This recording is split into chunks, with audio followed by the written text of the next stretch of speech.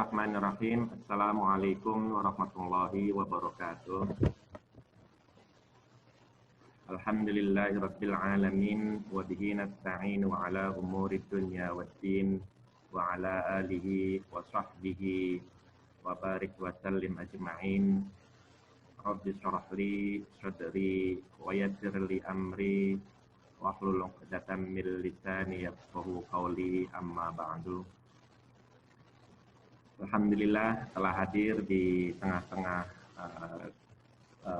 grup kita yang terhormat Bapak Haji Dr. Rizkianto MH, yang insya Allah sesaat lagi akan mengisi kajian tausiah subuh yang rutin kita laksanakan.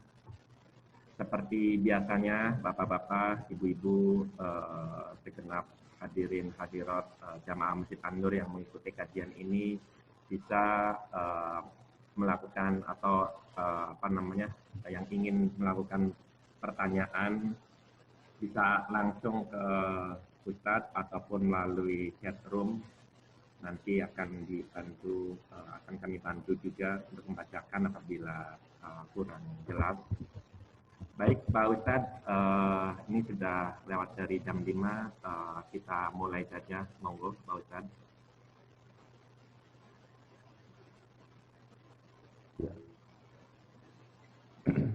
Bismillahirrahmanirrahim. Assalamualaikum warahmatullahi wabarakatuh. Waalaikumsalam warahmatullahi wabarakatuh. Hamdan wa syukran lillah. Salatu wa salaman ala Rasulillah Muhammad bin Abdillah wa ala alihi wa sahbihi wa mawalah. Asyhadu an la ilaha illallah wahdahu la syarikalah wa asyhadu anna sayyidana wa nabiyyana Muhammadan abduhu wa rasuluh allati la nabiyya ba'dah. Amma ba'd. Subhanaka la ilma lana illa ma 'allamtana innaka antal alimul hakim. Berserah diri sembari bersyukur kehadirat Allah Subhanahu wa taala. Di pagi hari ini kita semuanya masih dapat bersilaturahim, masih dapat bertatap muka kembali walaupun tidak secara luring, walaupun tidak secara offline. Dan ini menjadi satu hal yang nikmat juga yang diberikan Allah kepada kita, karena bagaimanapun semua yang sudah diberikan Allah, semua yang sudah ditetapkan Allah menjadi satu kebaikan bagi umat manusia itu. Maka bersyukur dalam hal yang segala takdir yang diberikan Allah itu menjadi satu manusia yang menjadikan kita manusia sempurna, ya, manusia yang baik di sisi Allah Subhanahu wa taala. Berdoa kepada Allah semoga pertemuan kita via daring ini, via online ini mendapatkan ridha Allah Subhanahu wa taala, dan terus kita berdoa dan bermunajat kepada Allah.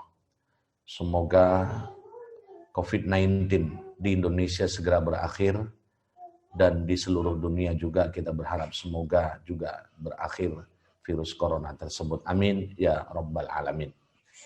Amin. Salawat dan salam kita persembahkan ke hariban alam Nabi besar Muhammad Rasulullah sallallahu alaihi wa alihi wasallam. Yang terhormat Bapak Ibu pengurus DKM Masjid An-Nur yang saya sayangi dan saya cintai karena Allah.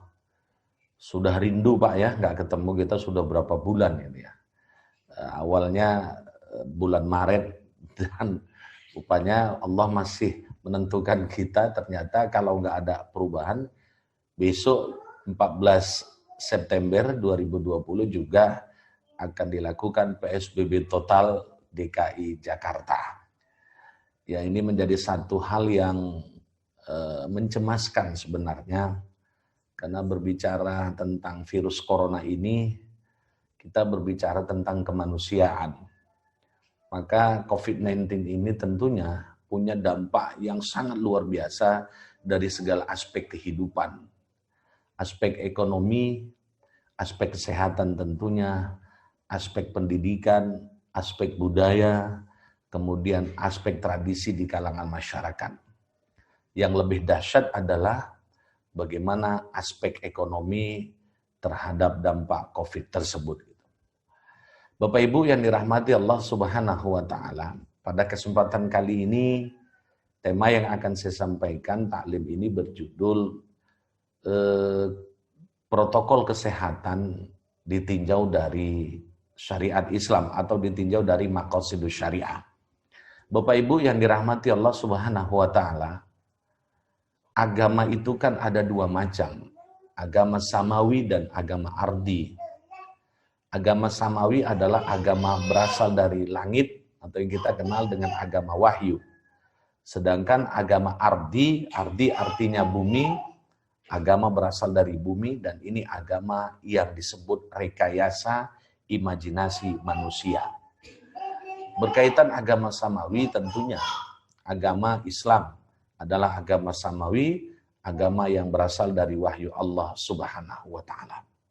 Dan kalau kita lihat memang dari semua nabi dan rasul, dimulai dari Nabi Adam alaihi salam sampai Nabi Muhammad sallallahu alaihi wasallam, semua ajaran nabi tersebut satu sama, yaitu ajaran bertauhid kepada Allah. Karena di antara semua ajaran nabi dan rasul, esensinya bertauhid kepada Allah. Cuma pada masa Nabi Muhammad sajalah penyempurnaan ajaran-ajaran dari yang ada sebelumnya. Jadi Nabi Muhammad sallallahu alaihi wasallam membawa bukan ajaran agama baru, tetap agama yang lama, cuma hanya sekedar untuk menyempurnakan dari ajaran-ajaran sebelum Nabi Muhammad. Dengan demikian, ajaran sebelum Nabi Muhammad itu belum sempurna. Penyempurnaannya kapan? Pada masa Nabi Muhammad SAW. Makanya Nabi Muhammad adalah Nabi terakhir, tidak ada Nabi setelah Nabi Muhammad, tidak ada lagi Rasul setelah Nabi Muhammad SAW. Ini yang disebut dengan Khatamun Nabiyyin wal Mursalin. Nabi Muhammad itu adalah penutup segala Nabi dan Rasul. Maka setelah adanya Nabi Muhammad, selesailah syariat Nabi, selesailah syariat wahyu, yaitu syariat agama Islam. Ketika berbicara membahas tentang agama Islam, ada hal yang kita kenal dengan yang disebut maqasidus syariah. Apa itu yang disebut dengan maqasidus syariah? Berbicara tentang maqasidus syariah, Bapak Ibu, ada satu ulama yang cukup familiar, yang disebut dengan Imam Asy-Syatibi dalam satu kitabnya, satu bukunya yang bernama Al-Muwafaqat. Buku ini sangat luar biasa, ulama besar sudah menulisnya, menorehkannya, sehingga ada satu konsep yang sangat luar biasa di buku itu yang disebut dengan maqasidus syariah. Apa yang disebut dengan maqasidus syariah? Nanti tentu dikaitkan dengan protokol kesehatan. Maqasidus syariah ini Bapak Ibu, kalau mau diartikan, maqasid artinya tujuan.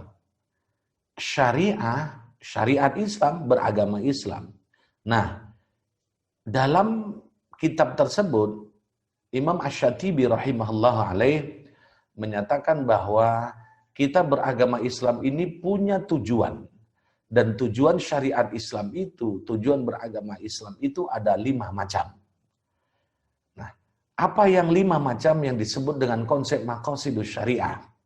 Yang pertama, ketika kita beragama Islam ini, Bapak Ibu, tujuan kita satu, hifzuddin, menjaga agama kita. Kita sebagai umat beragama, sebagai orang yang beragama Islam, Muslim tentunya, maka ketika kita sudah beragama Islam, harus keislaman itu wajib kita jaga. Bagaimana menjaga agama Islam yang kita miliki? Dengan 2 cara. Yang pertama dengan ilmu, yang kedua dengan amal. Ilmu dan amal menjadi satu kesatuan yang utuh, integrated, yang tidak bisa dipisahkan antara yang satu dengan yang lainnya. Maka beragama Islam harus berilmu dan harus diamalkan. Hari ini kita semuanya tadi sudah sholat subuh berjamaah. Ataupun kalau yang di masjid berjamaah di masjid, kalaupun yang di rumah ya berjamaah di rumah. Nah, seandainya kita semuanya, baik yang berjamaah di masjid ataupun yang berjamaah di rumah, ini kan menjadi satu amal ibadah dalam rangka untuk menjaga agama Islam yang kita yakini. Karena bagaimanapun, keislaman yang kita miliki harus diamalkan. Maka kata ulama, Islam itu harus dipupuk supaya subur.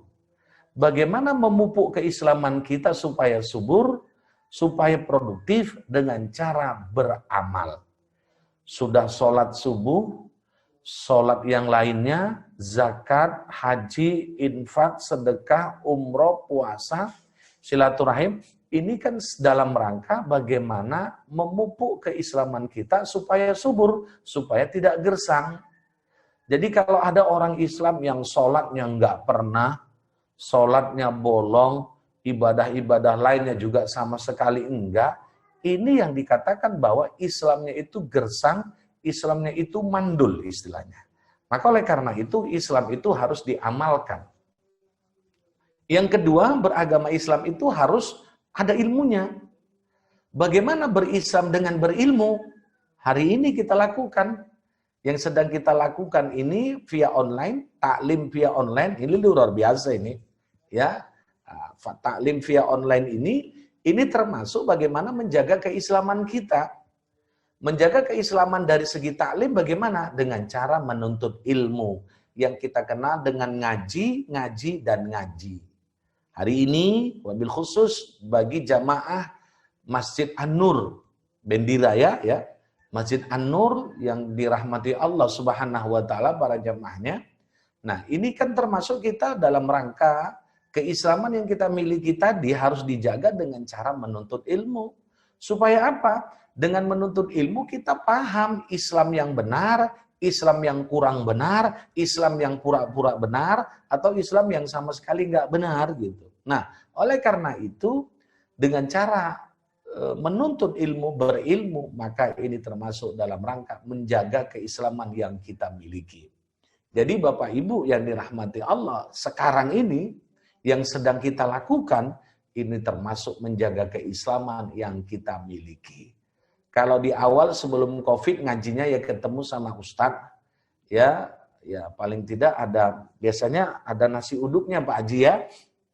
Nah, ada nasi uduk. Saya ingat itu kalau sudah kita kumpul di Masjid An-Nur, Masya Allah, banyak kenangan-kenangan yang sangat positif, yang indah gitu ya. Alhamdulillah. Ini luar biasa ini.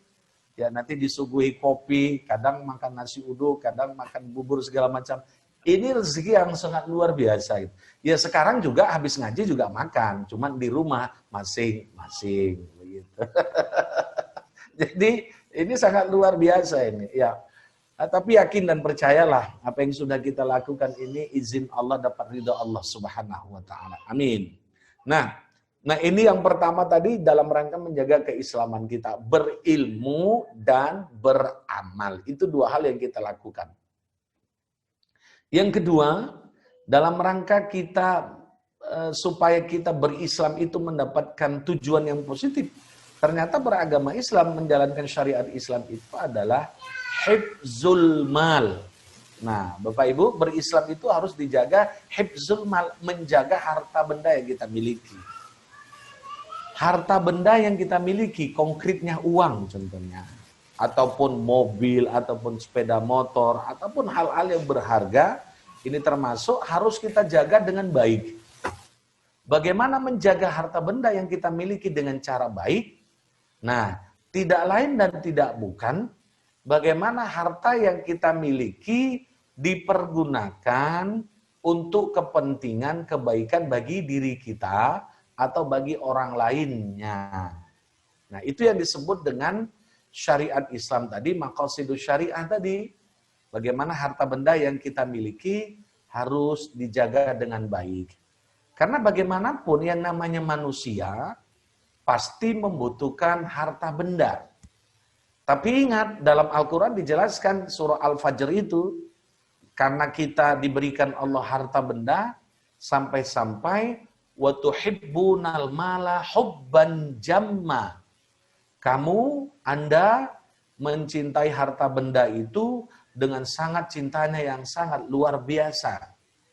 Atau dalam versi ayat yang lain yang dijelaskan dalam surah Al-Adiyat itu, wa innahu lihubbil khairi lasyadid. Sesungguhnya mencintai al-khair, al-mal, dengan cara yang terlalu bersangatan, yang sangat luar biasa, kita sangat cinta kepada harta, sehingga yang muncul adalah bakhil, itu yang tidak boleh. Saya, Bapak Ibu pasti cinta dengan harta benda. Itu naluri manusia.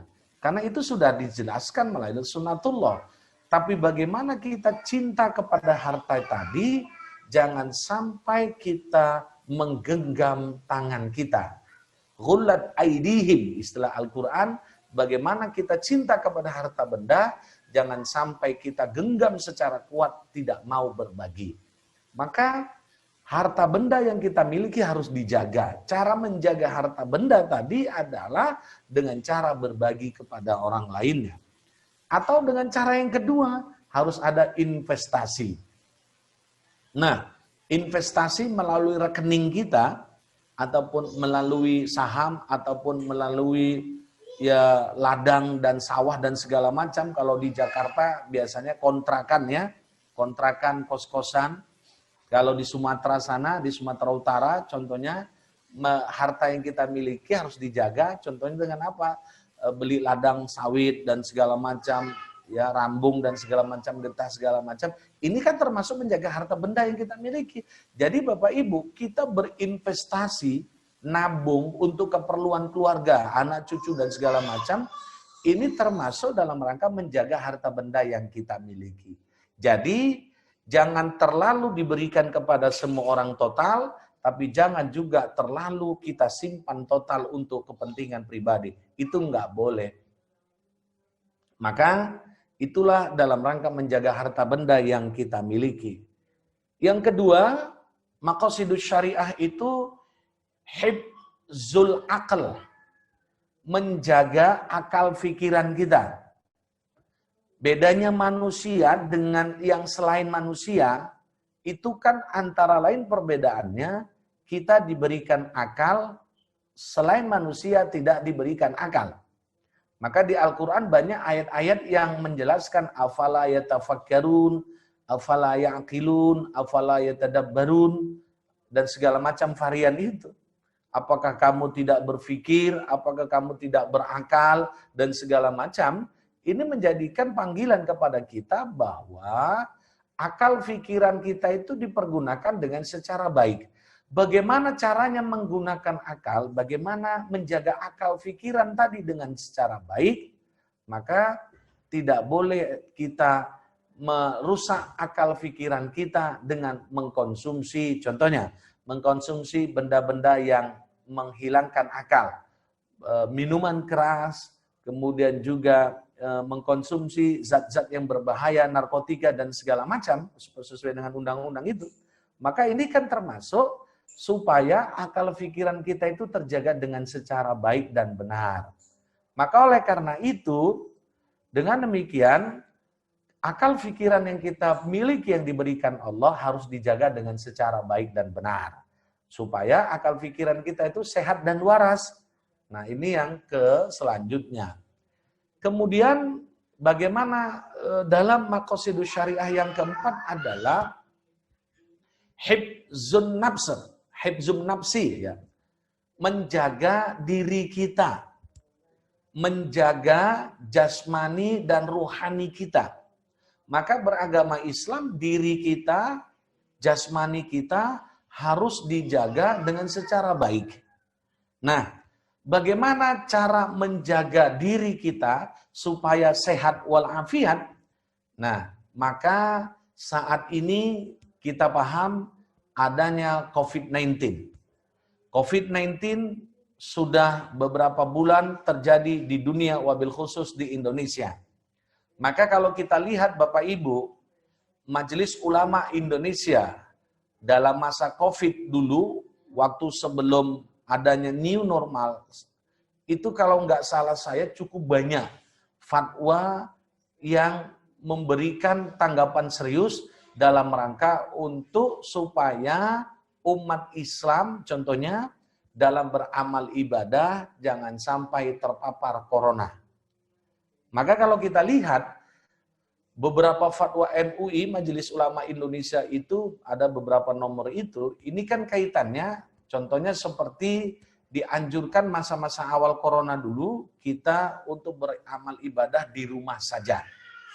Kemudian ini kalau yang zonanya zona merah. Jadi sebenarnya Bapak Ibu, MUI melalui regulasi seperti fatwa tidak pernah melarang umat Islam menutup masjid. Ini salah.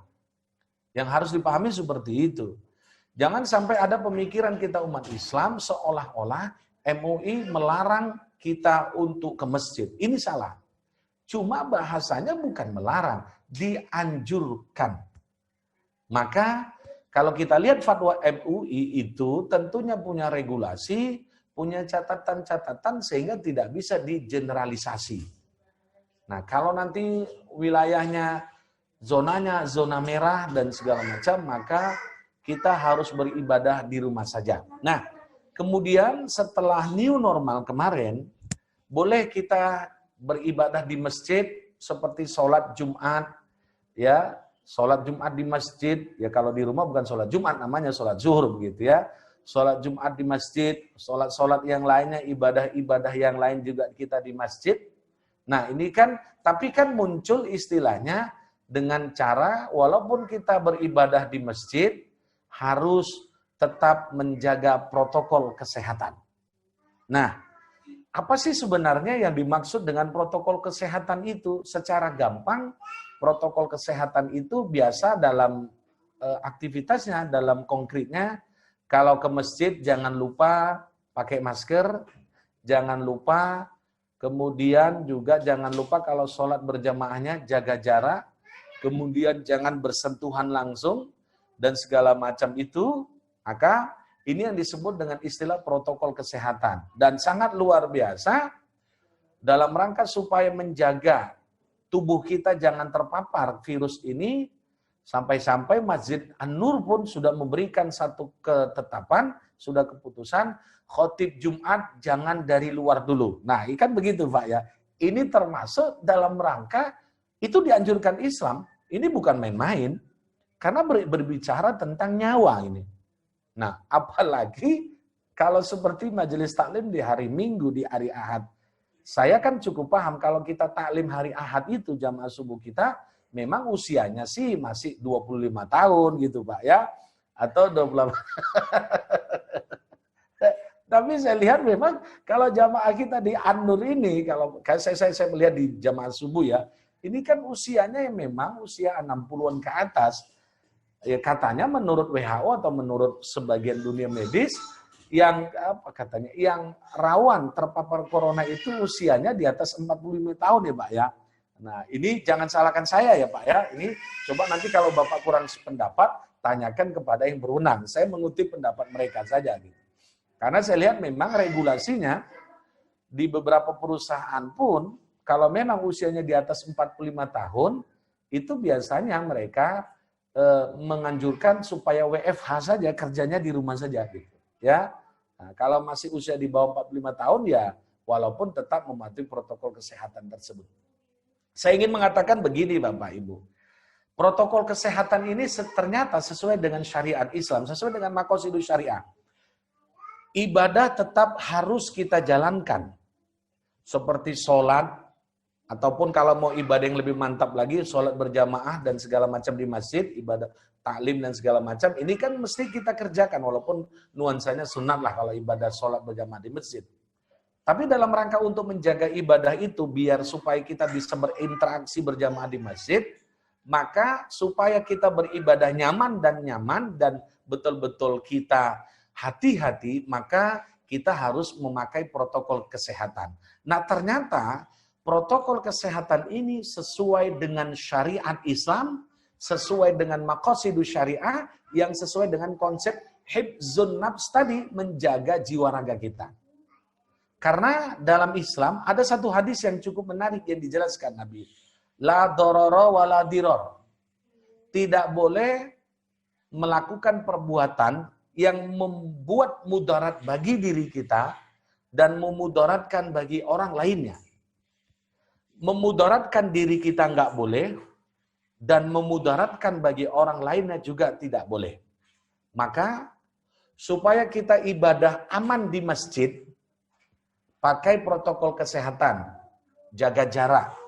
Makanya sekarang bapak-bapak kalau imam itu jarang mengatur saf, istawu sufu fakumnya. Saf, lurus dan rapat. Ini salah. Masa sekarang lurus boleh, rapatnya jangan. Jadi kan kadang kita kan bukan lupa ya, mungkin karena sudah terbiasa. Kalau saya sering kadang kalau saya sebagai makmum, kalau seperti sholat berjamaah gitu kan, ataupun kadang pas Jumatan saya makmumnya, kadang imam kadang kayak gitu. Bapak sekalian, Bapak Ibu jamaah, para makmum sekalian, luruskan dan rapatkan saf. Luruskan boleh, pasti. Kalau rapatkan jangan. Pasti nanti begini, Bapak Ibu, kalau imamnya, tolong diatur safnya sesuai dengan protokol kesehatan. Nah, itu cakep. Nah, jadi begitu.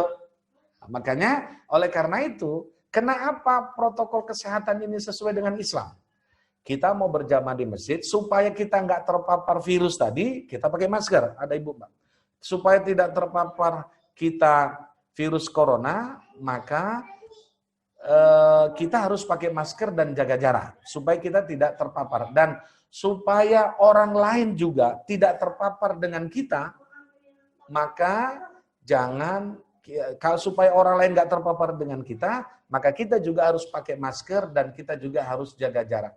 Oleh karena itu, Bapak Ibu yang dirahmati Allah Subhanahu wa taala, dengan demikian protokol kesehatan ini sesuai dengan ajaran Islam. Maka kalau ada orang yang ngeyel, orang yang membantah istilahnya, keras kepala, disuruh pakai masker gak mau segala macam, pengurus Masjid An-Nur membolehkan membuat peraturan, kalau yang gak pakai masker, jangan sholat di dalam masjid, silahkan di luar masjid. Itu gak masalah. Karena ini cukup serius Bapak, sangat luar biasa ini perkembangannya, bagaimana tingkatannya sangat luar biasa, korban-korban yang virus corona ini. Nah, sedikit saya ingin menyampaikan Bapak, saya ini kan biasanya kan saya tinggal untuk sementara kan kadang saya masih di Ciputat. Sekarang saya ini lagi isolasi diri, sudah dua minggu jalan, karena di tempat tinggal saya Bapak Ibu, ini sudah ada 2 keluarga yang terpapar positif virus corona. Ya, terpapar virus corona, hasil swabnya positif gitu. Nah, ini menjadi perhatian serius. Maka Bapak Ibu, saya sama keluarga udah kita menempati rumah yang di Parung saja. Ya Alhamdulillah ada hikmahnya, selama ini jarang kita tempati, sekarang rumah Parung jadi ditempatin. Masya Allah, Masya Allah. Ya, jadi oleh karena itu, nah ini kan menjadi perhatian serius bagi kita. Padahal kalau kita pikirkan, yang terpapar virus corona di perumahan saya, di kompleks saya, mereka taat dan patuh dengan protokol kesehatan. Sedangkan yang terkadang saja pun patuh dan taat kepada protokol kesehatan, itu kadang masih terpapar, konon lagi yang memang sama sekali tidak patuh dengan protokol kesehatan. Ini menjadi perhatian serius. Ya, Juli kemarin, pertengahan Juli, tanggal 20-an itu, bulan Juli kemarin kan saya pulang ke Medan, Bapak. Ini saya cerita sedikit, bagaimana ternyata orang Indonesia ini nggak sulit untuk dihimbau. Ini sulit betul. Kalau hanya sekedar himbauan pakai masker, orang Indonesianya nggak sulit. Maka harus diberikan sanksi. Bulan Juli kemarin saya pulang ke Medan, saya pakai masker jadi tontonan, Pak. Bayangkan itu. Jadi tontonan, Pak. Orang menganggap, karena begini, saya mengklasifikasikan respon orang orang Islam Indonesia, kita bicara orang Islam saja, ya. Muslim Indonesia merespon COVID ini kan ada 3 klaster saya mengatakan. Pertama, klaster konservatif. Ya. Yang kedua, klasternya klaster modernis. Yang ketiga, klasternya klaster progresif. Yang hampir kebanyakan kalau di daerah-daerah, ini klasternya konservatif. Karena mereka menganggap nggak ada itu virus corona, ini hanya sekedar rekayasa, ini hanya sekedar spekulasi dan segala macam. Ini disebut dengan konservatif. Kan banyak juga orang seperti itu. Maka waktu saya pulang kampung di Medan kemarin, karena ada urusan penting, mereka aneh menganggap kita pakai masker jadi bahan tontonan. Nah ini kan menjadi satu hal yang sangat-sangat tidak baik sebenarnya. Maka oleh karena itu, saya ingin mengatakan bahwa protokol kesehatan sesuai dengan syariat Islam, sesuai dengan agama Islam yang kita cintai. Ini menjadi catatan penting bagi kita. Karena dalam hidup ini nggak boleh membuat mudarat bagi kita, dan tidak boleh memudaratkan bagi orang lainnya. Maaf, mungkin Pak ya, kalau dalam contoh merokok pun juga seperti itu Pak ya. Bagi orang-orang yang merokok, tidak boleh memudaratkan diri perokoknya, dan tidak boleh memudaratkan bagi orang lainnya. Ya, jadi ternyata orang yang pasif dalam merokok itu ternyata itu juga cukup rentan sakitnya itu. Karena bagaimanapun dengan orang yang pasif merokok tadi, ini cukup rawan dari sisi kesehatan. Maka oleh karena itu Bapak Ibu yang dirahmati Allah Subhanahu wa taala, jadi pakai masker, jaga jarak dan segala macam disebut dengan konsep protokol kesehatan itu, ini menjadi satu hal yang sesuai dengan ajaran Islam. Maka yakin dan percaya regulasi yang sudah ditetapkan pemerintah, yang sudah ditetapkan oleh MUI dalam memberikan fatwa-fatwanya. Bahkan kemarin MUI sudah memfatwakan tentang ibadah, tata cara ibadah bagi dunia medis, kalangan medis, ya, yang mereka memakai APD itu, ya, dokter, perawat dan segala macam yang tercakup, yang include dalam dunia medis. Maka MUI sudah memberikan fatwa tata cara beribadah bagi mereka yang tidak memungkinkan untuk berwuduk dan tayamum karena memakai APD, maka dibolehkan sholat dengan tanpa berwuduk, dengan tanpa tayamum. Sholat saja. Nah, kemudian fatwa MUI juga menyatakan bahwa bagi mereka yang dalam dunia medis ketika menangani korban-korban virus corona ini, sholatnya boleh dijamak. Ya, zuhur asar, maghrib isya. Zuhur ke asar namanya jamak takhir. Asar ke zuhur namanya jamak takdim. Maghrib ke isya jamak takhir, isya ke maghrib jamak takdim. Ini sudah ada di fatwa MUI Bapak. Nanti bisa di-download lah, nggak susah itu. Seperti bagi kalangan-kalangan dunia medis dalam rangka untuk tetap beribadah. Maka mereka boleh sholat tanpa berwuduk dan tanpa tayamum. Mereka boleh menjamak dan menjamak sholat yang 5 waktu itu. Yang nggak boleh dijamak itu tetap subuh. Nah kalau subuh nggak bisa kemana-mana. Ustadz boleh nggak subuh ditarik ke duha? Ya nggak boleh. Atau subuh ditarik ke syuruk? Wah ini nggak ketemu. Atau subuh ditarik ke tahajud juga nggak ketemu. Subuh ditarik ke witir juga nggak ketemu. Maka subuh ini spesial. Ya, spesial sholatnya sendiri. Nggak boleh dikotak-katik. Nggak boleh digeser-geser. Nggak boleh ditarik-tarik. Nggak boleh dikurang-kurang. Tetap 2 saja. Jadi jangan coba-coba Pak ya. Digeser ke 2 aja lah Ustaz. Ya, jadi sholat subuhnya di awal sholat subuhnya di awal waktu, di akhir, bahkan bukan di akhir sudah lewat. Nah itu nggak boleh. Jadi Bapak Ibu, protokol kesehatan dalam rangka untuk menjaga kesehatan kita. Yang satu lagi nanti hifzul, bagaimana maqasidus syariah tadi yang disebut dengan dalam rangka menjaga keturunan, hifzun nasl ya, menjaga keturunan kita. Nah di sini prolog saya, sekedar prolog dalam rangka memahami protokol kesehatan sesuai dengan Islam, maka saya persilakan kepada Bapak Ibu untuk berdiskusi, untuk bertanya. Silakan Bapak Ibu.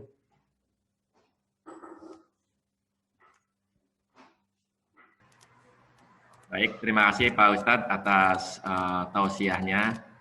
Silakan Bapak-bapak, Ibu-ibu yang ingin mengajukan pertanyaan bisa langsung ataupun melalui chat.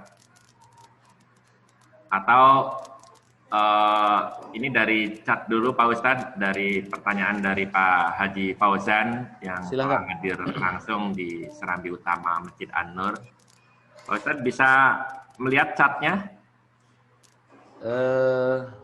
Ya. Atau saya bacakan? Ya, saya lihat chatnya ya. Ya silakan Pak Ustadz. Ini di luar konteks ini Pak Ustadz. Ya. Assalamualaikum Ustadz. Ini ada pertanyaan dari Bapak Haji Fauzan yang mengikuti secara langsung dari Serambi Utama Masjid An-Nur. Pertanyaannya adalah, apakah benar Nabi Muhammad SAW didahului oleh Bilal masuk surganya? Yang kedua, apakah benar Allah memaafkan orang-orang yang buta huruf dan tidak memaafkan para ulama pada hari kiamat? Wah, ini pertanyaannya cukup dahsyat ini. Iya, Pak Ustadz. Gak apa-apa. Jadi begini, ini mungkin terinspirasi dengan adanya dalil yang mengatakan sholat sunat setelah berwudu, Pak ya. Ya. Nah, ini kan ada hadis Nabi, memang Nabi Muhammad SAW mengatakan kok ada suara terompah ya, atau sendalnya Bilal di masjid, di surga gitu. Nabi bertanya, bahasa gampangnya, bahasa Jakartanya, lu kok masuk surga duluan gitu ya? Apa sih yang menyebabkan Anda masuk surga duluan? Kata Bilal, aku selalu mendawamkan, aku selalu berkesinambungan ibadah sholat sunat setelah berwudu. Ini menjadi dalil gitu ya. Walaupun memang ada yang mengatakan bahwa sholat sunat setelah berwudu itu dikatakan itu tidak sunat gitu ya. Itu biasa variasinya seperti itu. Nah, ini mungkin terinspirasi orang menganggap bahwa Bilal duluan yang masuk surga. Saya ingin mengatakan begini Bapak Ibu. Jelas, kalau masalah siapa duluan yang masuk surga, itu jelaslah para nabi dan rasul. Itu pasti, karena seperti itu. Tapi saya ingin mengatakan begini. Ketika ada yang menganggap seperti itu, bukan berarti Bilal duluan yang masuk surga. Tapi Pak, yang pasti saya juga nggak tahu tuh Pak, siapa duluan yang masuk surga lah. Mungkin jamaah Masjid An-Nur dulu yang masuk surga lah. Nah, begitu ya. Kalau saya begini Pak Haji, kalau saya nggak penting duluan, yang penting saya masuk surga, selesai begitu ya. Jadi begitu. Jadi saya ingin mengatakan kalau ada pendapat yang mengatakan Bilal duluan masuk surga ketimbang Nabi Muhammad, ini pernyataan yang perlu dipertanyakan kembali keabsahannya. Ya, karena bagaimanapun Nabi ya tetap level keimanannya itu ya duluan yang luar biasa itu adalah Nabi dan Rasul, bukan Bilal, kan seperti itu. Tapi saya ingin mengatakan begini, di hadis itu ini menunjukkan apresiasi Nabi kepada Bilal.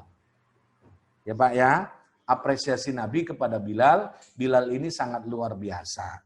Tetaplah kalau bicara keimanan ya Bilal dengan Khulafaur Rasyidin itu ya tetap jauh lah, tetap Khulafaur Rasyidin itu.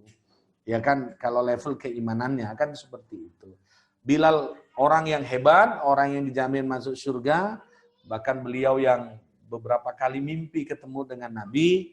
Kalau kita dengar sejarahnya, ketika beliau sudah nggak mau lagi di kota Mekah dan Madinah, ya pulang kampung istilahnya, sampai-sampai beliau itu tidur bermimpi dengan Nabi Muhammad SAW. Tapi bukan berarti Nabi belakangan ketimbang Bilal ya.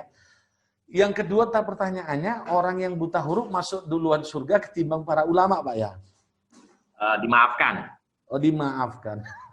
Ini lagi-lagi pernyataan seperti ini. Nah, saya mengatakan jangan mengeneralisasi yang dikatakan buta huruf tadi gitu. Ya, itu tolong dipahami. Buta huruf kalau dia sudah belajar, iya. Nah, yang penting bagi kita, saya ingin mengatakan begini. Ulama, memang ketika menjadi seseorang ulama itu, ini kan level yang tidak sembarangan. Ya, makanya mana yang lebih dimaafkan buta huruf ketimbang para ulama. Kalau pertanyaan seperti ini tentunya jawabannya ya bukan masalah yang mana duluan yang lebih dimaafkan. Ya, tapi bagi kita semuanya yang terpenting ketika seorang ulama terus mendekatkan diri kepada Allah, ketika orang yang buta huruf terus mendekatkan diri kepada Allah, insya Allah semuanya itu duluan semuanya itu mendapat porsi dimaafkan. Ya, jadi kalau saya khawatir begini Pak, nanti kalau saya jawab wah duluan orang yang buta huruf ketimbang ulama, wah ini kan repot jadinya.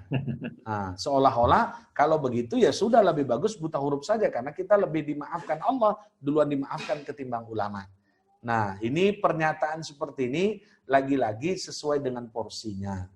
Ya, kalau saya menganggap semuanya punya porsi yang sama dalam rangka dimaafkan Allah ketika semuanya terus mendekatkan diri kepada Allah Subhanahu wa taala. Saya pikir gitu ya Pak Haji Fauzan ya. Ya, baik. Bagus sekali Pak Ustadz. Lanjut ke chat berikutnya Pak Ustadz. Ada dari Pak Haji Amir. Ya, dari Pak Haji Amir. Ya. Beliau menanyakan, Assalamualaikum warahmatullahi wabarakatuh, Ustaz Rizdianto. Dalam keadaan wabah COVID pandemik ini, setelah sekian bulan berlangsung, apakah lebih baik sholat berjamaah di masjid?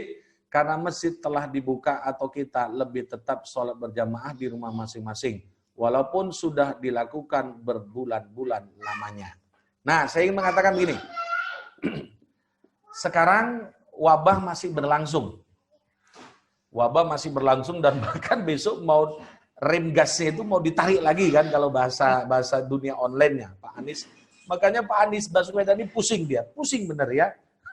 Pusing 7 keliling khususnya. Nah, dengan seperti ini, tapi saya mengatakan begini Pak.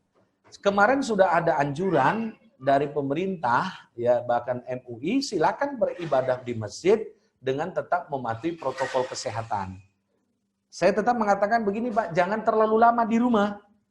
Nah, jangan terlalu lama di rumah sehingga kita tidak ke masjid. Ini yang bisa menjadikan bahaya bagi kita. Pada akhirnya saya ingin menjawab, kalau sudah kemarin diputuskan new normal dengan memakai protokol kesehatan, maka kita dianjurkan untuk tetap berjamaah di masjid. Nah, seandainya besok lagi keluar regulasi seperti itu, ternyata kembali seperti titik nol di awal di Maret tahun kemarin itu, ya maka ya sudah, kita tetap ibadah di rumah saja. Nah, jadi seperti itu Pak. Saya khawatir kelamaan kita di rumah sehingga kita nggak ke masjid. Nah ini salah. Ini jangan terlalu baper kata istilah orang sekarang. Terlalu baper sehingga parno sehingga tidak semua ke masjid. Yang penting jaga kesehatan dan harus mematuhi protokol kesehatan itu. Nah, insya Allah dengan kita ke masjid, tapi jangan ada pernyataan yang salah Pak sekarang di dunia medsos. Apa katanya? Ngapain takut kepada corona, takut kepada Allah. Nah ini kan pernyataan yang nggak nyambung semuanya. Ya kan nggak apa analoginya nggak pas ini. Orang yang takut kepada Allah, orang yang takut kepada corona itu justru takut kepada Allah. Ya, seperti itu. Lawang Nabi saja sudah menjelaskan kok. Kalau Anda sedang ada wabah, nggak boleh keluar dan nggak boleh masuk. Ini kan contoh sederhananya saja gitu. Jadi kalau ada yang menyatakan bahwa nggak usah takut kepada corona, takut hanya kepada Allah, ini pernyataan yang bisa menyesatkan sebenarnya. Ya, justru kalau kita takut corona, itu adalah hukum alamnya. Tapi kalau takut kepada Allah, itu memang adalah prinsip tauhid kita. Jadi dengan demikian, takdir Allah itu harus juga sesuai dengan sunnatullah. Nah, ini penting Bapak. Supaya kita sehat, pakai protokol kesehatan. Supaya kita sehat, jangan banyak makan jeroan. Kan seperti itu. Nah, kalau sudah makan jeroan, maka timbul asam urat dan segala macam. Nah, itu kan namanya sunnatullah. Walaupun ada takdir Allah itu, Bapak Ibu tidak melalui sunnatullah. Api secara sunnatullah menghanguskan. Tapi ada api yang tidak menghanguskan. Peristiwa itulah mukjizat Nabi Ibrahim alaihissalam. Maka oleh karena itu, Bapak Ibu, kalau sudah ada new normal dan dibolehkan ke masjid, silahkan. Jadi nggak benar juga sehingga kita terus beribadah di masjid. Saya pikir nggak begitu Pak konsepnya Pak ya. Oke, saya kembalikan kepada Pak Moderator. Silakan Pak. Baik, terima kasih Pak Ustaz. Silakan. Oke, boleh saya tanya kayak gitu Pak? Silakan Pak Jamri, silakan Pak. Silakan Pak Haji. Assalamualaikum warahmatullahi wabarakatuh. Waalaikumsalam Waalaikumsalam. warahmatullahi wabarakatuh. Uh, Terima kasih Pak Ustadz Risdianto. Uraiannya dalam ceramah ini cukup berkesan dan cukup jelas mengenai kesehatan atas virus Corona 19 ini seperti yang diharapkan oleh pemerintah dan MUI. Kemudian saya mengacu kepada hadis yang diriwayatkan oleh Imam Bukhari dan Muslim, yaitu mengatakan bahwa tahun itu ada tahun di mana Rasulullah bersabda tahun itu maksudnya virus pada waktu itu ya, adalah azab yang dikirim Allah Subhanahu wa Ta'ala terhadap Bani Israel atau orang-orang sebelum kalian. Maka jika kalian mendengar taun menimpa suatu negeri, maka janganlah kalian mendatanginya, dan jika taun itu terjadi di negeri kalian ada di situ, maka janganlah kalian keluar darinya. Yang menjadi pertanyaan saya adalah, apakah COVID-19 ini sama dengan tahun yang dimaksud di dalam Rasulullah atau ada persamaannya, dan itu apakah itu merupakan azab yang diturunkan Allah Subhanahu wa Ta'ala ke dunia yang kita huni sekarang? Kemudian yang kedua, pertanyaan saya adalah, apakah pada zaman Rasulullah itu ataupun sesudahnya pernah terjadi musibah virus seperti corona atau dulu disebutkan virus Spanyol gitu, dan bagaimana sikap kaum muslimin yang dalam melaksanakan ibadah pada saat itu, baik dalam bersegi berjamaah atau ke masjid dan lain-lain. Nah, yang terakhir itu adalah yang pertanyaan saya, sejauh mana otoritas MUI dalam mengeluarkan fatwa buat umat Islam dalam beribadah yang keluar dari ajaran atau praktek yang disampaikan Rasulullah SAW.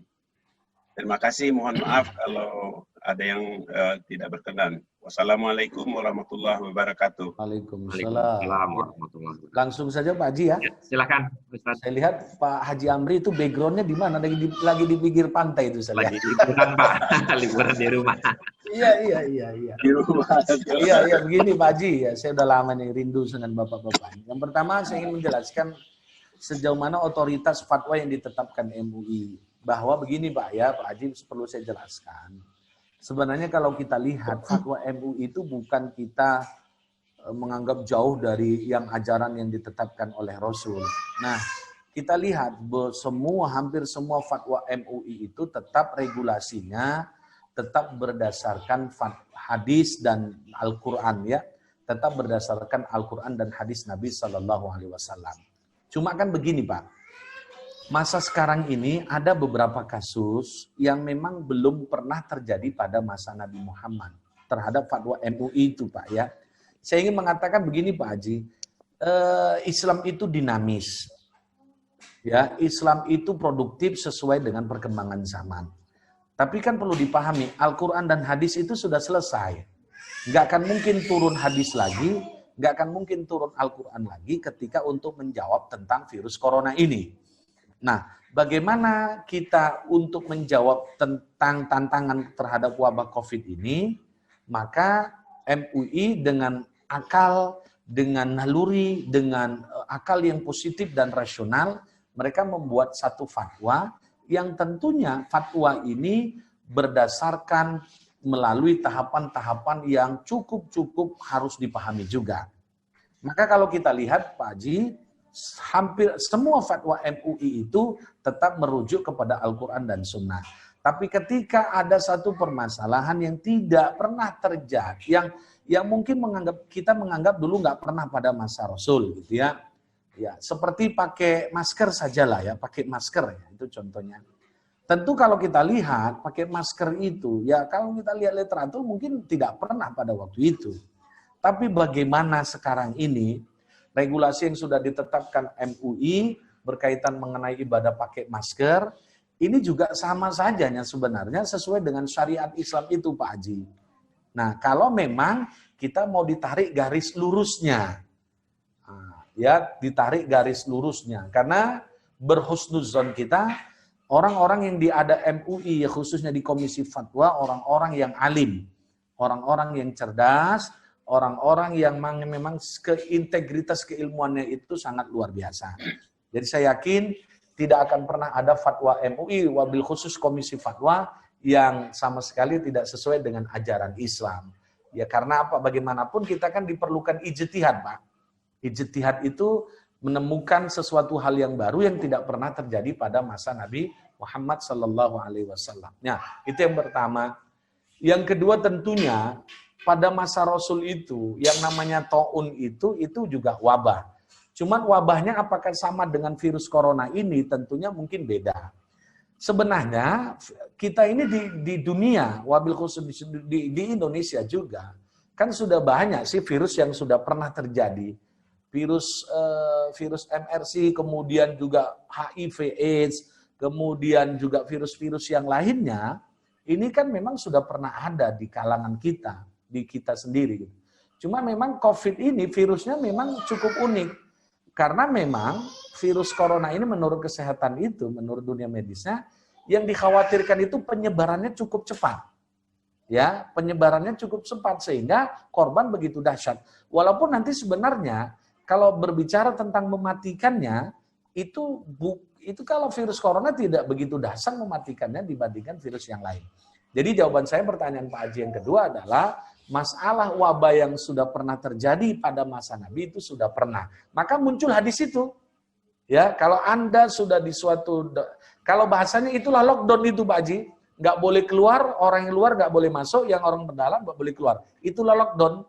Sehingga An-Nur juga melockdown diri, khotib yang dari luar nggak boleh masuk. Nah, itu saya tetap mengatakan itu sesuai dengan ajaran Islam. Ya, silakan saja, nggak masalah itu. Itu namanya melockdown. Jadi istilah lockdown ini istilah sekarang, istilah familiarnya sekarang. Ya kalau sekarang mungkin di Indonesia bukan lockdown namanya, PSBB lah istilahnya. Nah itu kan istilah, dan itu ternyata juga pernah sudah diajarkan oleh Nabi Muhammad SAW. Yang ketiga apa tadi Pak Haji Azmi? Lupa saya tadi. Yang ketiganya itu adalah sebenarnya itu yang pertama ya, yang apakah COVID-19 ini merupakan azab yang diturunkan Allah Subhanahu wa taala terhadap di dunia kita gitu. Saya mengatakan begini Pak, kita sebagai umat Islam yang akan terus mendekatkan diri kepada Allah, iya, musibah ataupun azab. Sehingga kita ingat, ini adalah teguran Allah. Saya ingin mengatakan begini, dengan makhluk corona saja yang nggak bisa dilihat oleh mata sehat kita, virus itu nggak bisa dilihat, kita saja sudah seperti ini. Maka muncul istilah yang sering kita ucapkan, la haula wala quwata illa billah. Tidak ada daya dan tidak ada upaya kecuali hanya kekuatan Allah Subhanahu wa taala. Oleh karena itu, virus corona ini menjadi teguran bagi kita. Oleh karena ini dari sisi dari sisi keimanan tentunya Pak Haji ya. Jangan sampai kita berpikir begini, nggak ada itu bukan teguran Allah. Ini hanya sekedar proses alamiah sunatullah. Ini kan lagi-lagi ini pernyataan yang cukup membahayakan. Saya ingin mengatakan begini, antara takdir dengan ilmu atau sunatullah itu berkesinambungan, itu menjadi satu integratif. Ketika ini merupakan takdir Allah, ini menjadi teguran musibah, ini menjadi satu azab bagi kita. Maka oleh karena itu, kita harus ingat kepada Allah, itulah yang disebut dengan konsep muhasabah. Tapi bagaimana supaya kita tidak apatis, kita harus optimis, lakukan kegiatan, lakukan hal-hal yang positif dalam rangka untuk menanggulangi virus corona tersebut.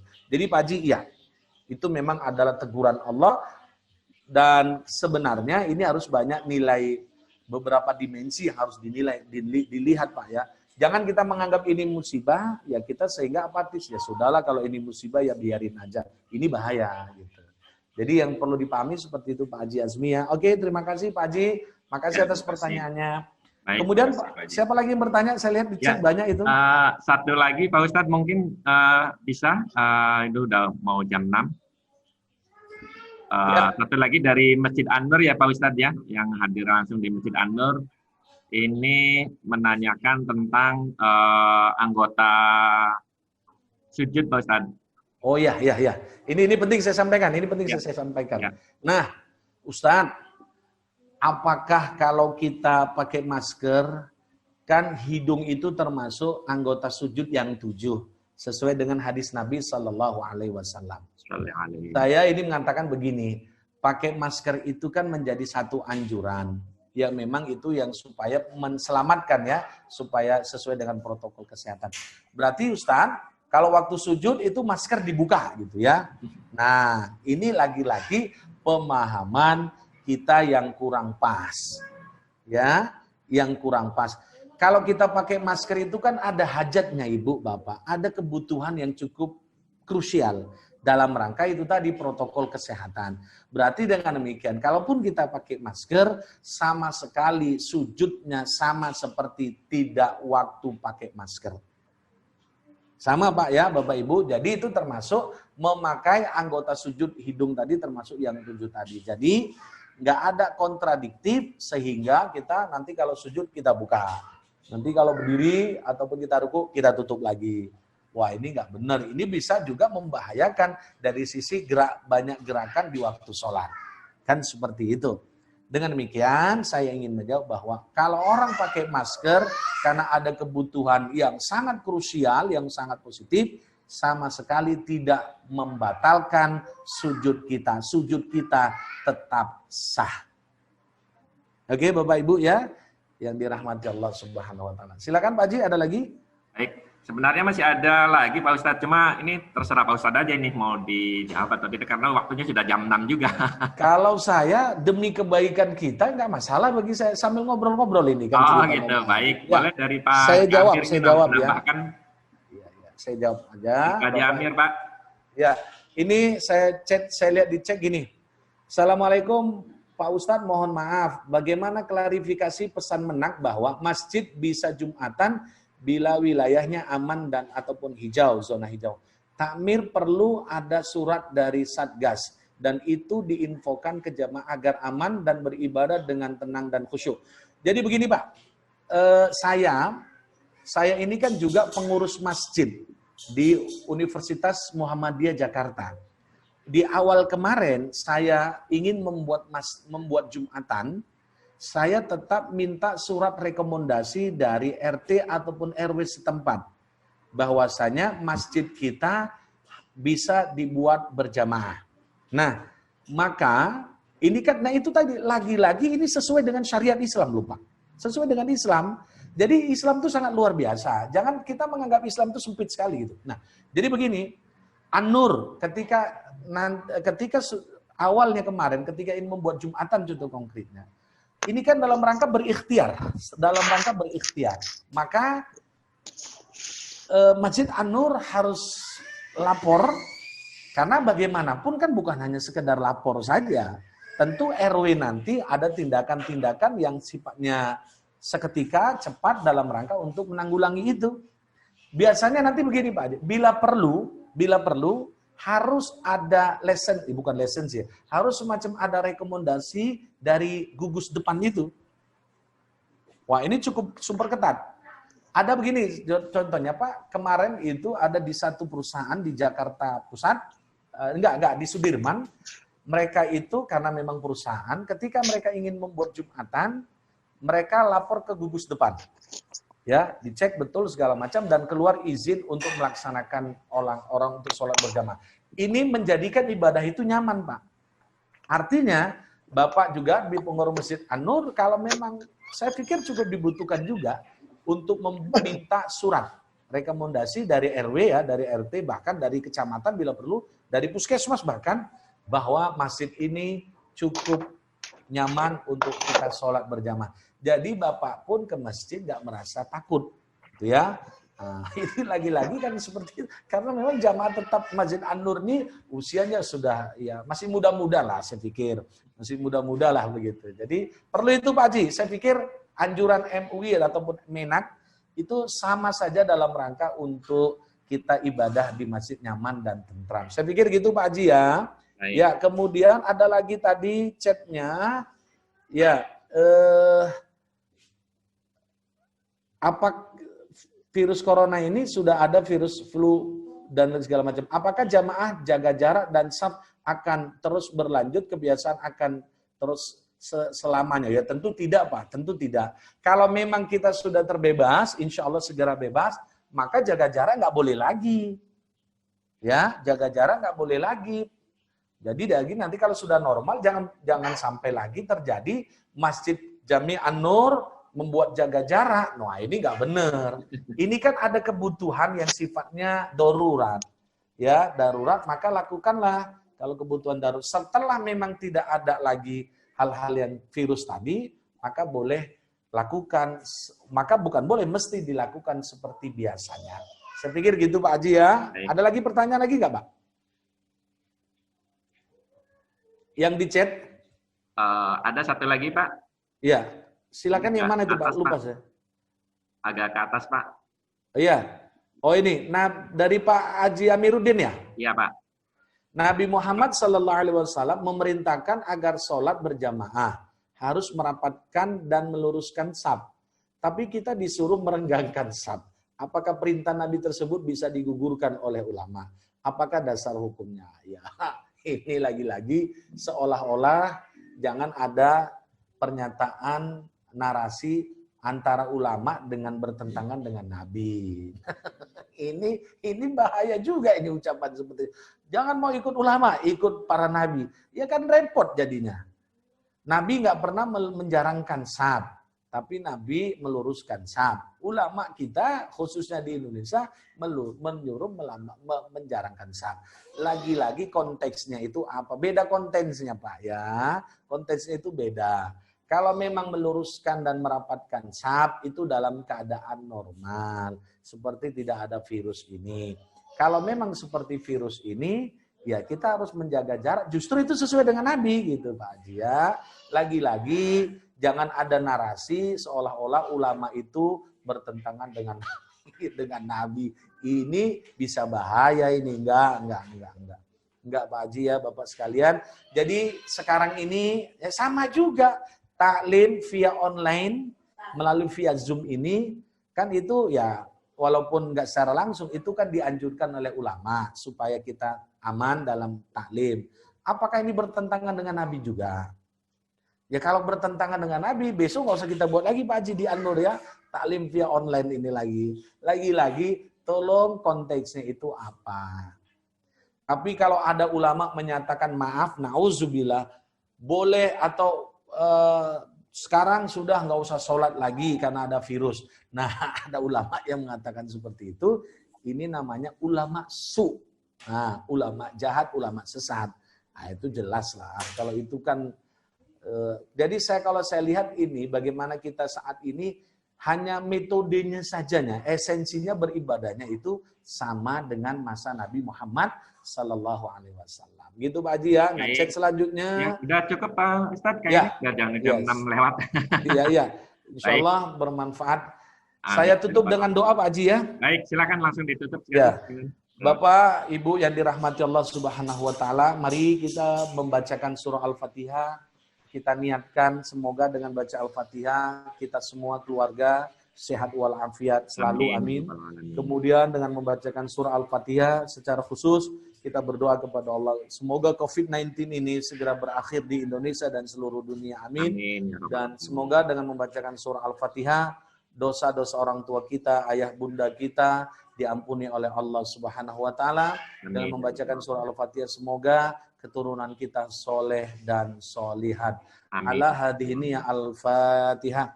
A'udzu billahi minasyaitonir rajim. Bismillahirrahmanirrahim. Alhamdulillahi rabbil alamin arrahmanir rahim maliki yaumiddin. Iyyaka na'budu wa iyyaka nasta'in. Ihdinas siratal mustaqim siratal ladzina an'amta 'alaihim ghairil maghdubi 'alaihim waladdallin. Amin. Ini saja yang dapat saya sampaikan. Terima kasih atas perhatian Bapak Ibu semuanya. Insya Allah sehat walafiat selalu. Amin. Amin amin ya Allah. Nasrun minallahi wa fathun qarib wa basyiril mu'minin fastabiqul khairat. Mari baca doa kafaratul majlis. Subhanakallahumma bihamdik asyhadu an la ilaha illa anta astaghfiruka wa atubu ilaik. Ila liqa ma'assalamah. Assalamualaikum warahmatullahi wabarakatuh. Waalaikumsalam warahmatullahi wabarakatuh.